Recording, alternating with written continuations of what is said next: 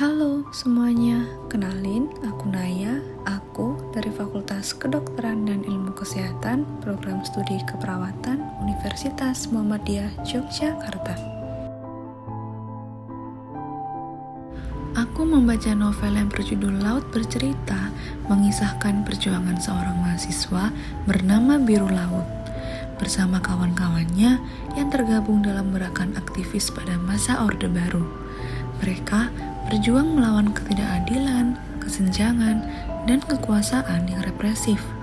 Dalam perjalanannya, Laut dan teman-temannya harus menghadapi penyiksaan, pengkhianatan, hingga kehilangan nyawa akibat tindakan aparat negara. Cerita terbagi dalam dua sudut pandang.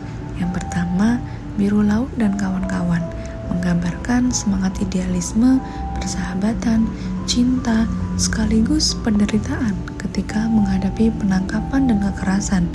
Dan yang kedua, Asih atau Adik Laut, memperlihatkan sisi keluarga korban yang berjuang mencari keadilan tidak hanya untuk Laut, tetapi juga untuk semua aktivis yang hilang. Novel ini menghadirkan kisah tentang cinta, persahabatan, perjuangan, kehilangan, serta pencarian keadilan yang masih relevan hingga kini.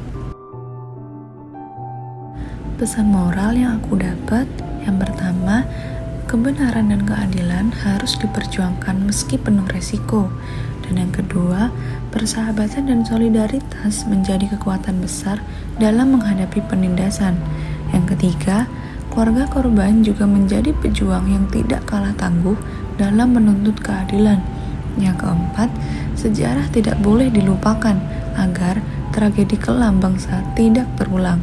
Dan yang kelima, kemanusiaan di atas segalanya, kekuasaan yang mengabaikan nilai ini akan selalu membawa luka.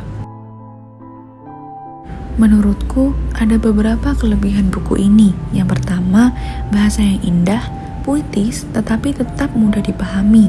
Yang kedua, karakter yang kuat, terutama Laut, Asih, dan para aktivis lain. Yang ketiga, mengangkat sejarah kelam bangsa Indonesia dengan cara yang emosional dan menyentuh hati. Yang keempat, alur dua sudut pandang membuat cerita lebih kaya dan menyeluruh. Dan yang terakhir, membuka kesadaran pembaca tentang pentingnya hak asasi manusia. Lalu, menurutku, buku ini juga memiliki beberapa kekurangan. Yang pertama, beberapa bagian terasa emosional berlebihan sehingga agak melodramatis bagi sebagian pembaca. Yang kedua, bagi pembaca yang tidak familiar dengan sejarah Orde Baru, bisa jadi agak sulit memahami latar politik yang kompleks. Dan yang terakhir, tempo cerita kadang lambat karena deskripsi yang sangat detail.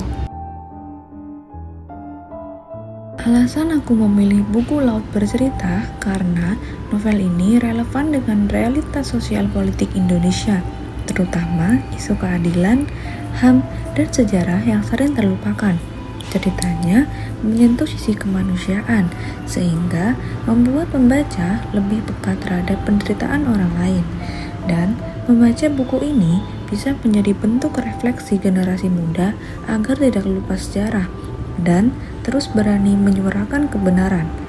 Gaya bahasa Leila S. Chudori yang indah membuat novel ini bukan hanya bacaan sejarah, tapi juga karya sastra yang memikat.